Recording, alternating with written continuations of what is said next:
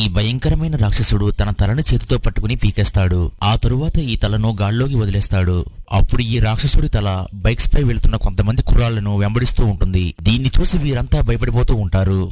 అప్పుడు ఈ కుర్రాడు బైక్ మీద నుండి పైకి లేచి బండి స్పీడ్గా తోలమని కంగారు పెడుతూ ఉంటాడు. ఈ లోపు ఈ రాక్షసుడి తల వచ్చి ఈ కుర్రాడిని పట్టేసుకుంటుంది. తన జుట్టుతో ఈ కుర్రాడిని పట్టుకుని బండి మీద నుంచి కిందకి లాగేస్తూ ఉంటుంది. అప్పుడు ఈ కుర్రాడు తన బలాన్ని అంతా ఉపయోగించి ఈ రాక్షసుడి తలని కొడుతూ ఉంటాడు. కానీ ఇది ఏమాత్రం ఇతన్ని వదలదు. అప్పుడు బండి తోలుతున్న వ్యక్తి తన దగ్గర ఉన్న మందు సీసాను వెనక ఉన్న కుర్రాడికి ఇస్తాడు. అప్పుడు ఈ కుర్రాడు ఈ మద్యాన్ని ఆ రాక్షసుడి తలపై పోస్తాడు. ఆ తరువాత ఈ వ్యక్తి లైటర్ కూడా ఇస్తాడు.